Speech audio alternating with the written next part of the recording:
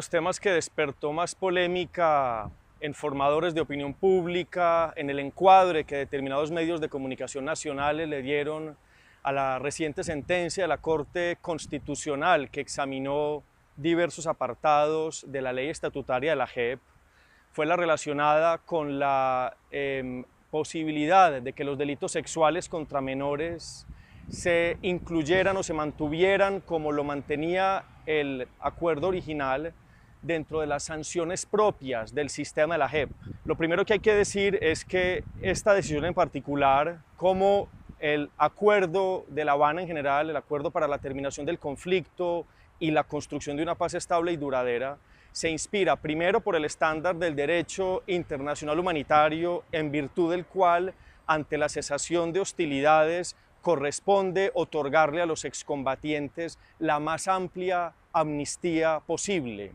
Segundo, tanto la Constitución como los estándares, por ejemplo, de la Corte Penal Internacional, establecen aquellos delitos sobre los cuales puede haber amnistía y sobre cuáles delitos no puede haber amnistía. Los delitos que pueden ser amnistiables, es decir, sobre los cuales puede haber una, digamos, cesación de responsabilidad frente a la comisión de ese delito, son aquellos delitos políticos y los conexos, es decir, rebelión, asonada. Los delitos que no son amnistiables son el terrorismo, el secuestro, el desplazamiento forzado, ¿no es cierto?, etcétera, delitos, pues, genocidio en ese sentido. Entonces lo que hace el acuerdo originalmente es nada distinto de lo que le permitía hacer el estándar internacional, y es aquellos delitos políticos son amnistiables y aquellos delitos no políticos pues pasan por el sistema de la JEP, que recordemos tiene tres, llamémoslo así, instancias. La primera es si hay pleno reconocimiento de responsabilidad, en donde se dan de 5 a 8 años de unas sanciones, digamos, propias. Luego, si la persona reconoce responsabilidad frente a determinados delitos no amnistiables y por eso está dentro de la JEP, va a tener de 5 a 8 años, pero de cárcel. Y finalmente, la tercera parte establecería que si la persona sigue, digamos, negando la responsabilidad frente a determinados delitos y es vencido en juicio, puede, digamos, estar incurso en una pena de hasta 20 años de cárcel. ¿Qué es lo que sucede? La crítica a la decisión de la Corte, que vino también, por ejemplo, por parte del presidente Duque, es que esta decisión genera mayor impunidad, lo cual considero un mal argumento. Y es un mal argumento y no fundado en razones ideológicas, sino en razones, digamos, pragmáticas, en razones institucionales.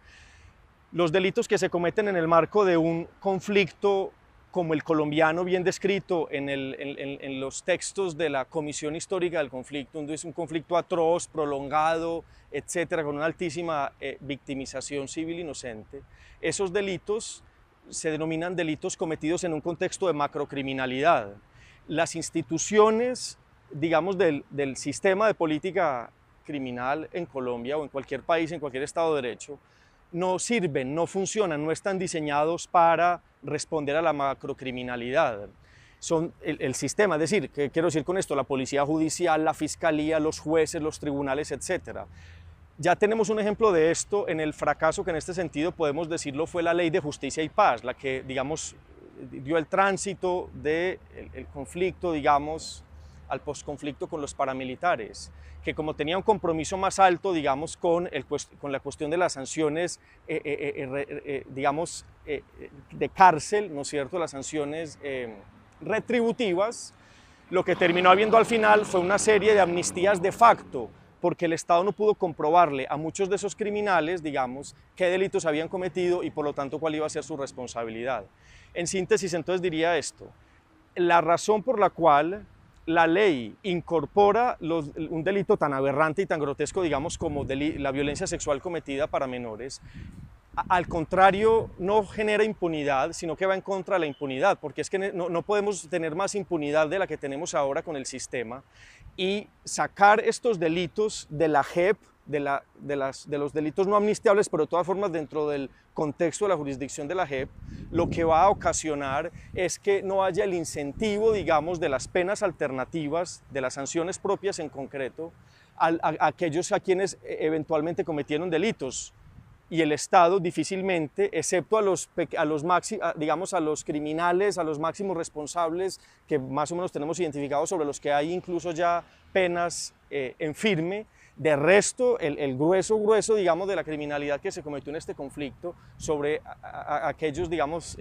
criminales sobre los cuales no hay sanciones en firme, pues ellos no van a tener ningún incentivo para contar la verdad, toda vez que lo que hizo el Congreso fue, reitero, excluir los delitos sexuales contra menores de los delitos de la JEP y mandarlos, digamos, a que sean delitos ordinarios tratados bajo las penas del Código Penal. Hacer esto hubiese antes generado una mayor impunidad, porque, reitero, no van a tener los que cometieron estos delitos el incentivo de decir la verdad, de reparar y de no volver a cometer estos delitos.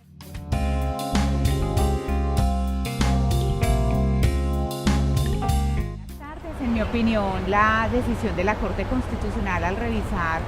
todo lo concerniente a la Justicia Especial para la Paz, específicamente lo que tiene que ver con el artículo 146,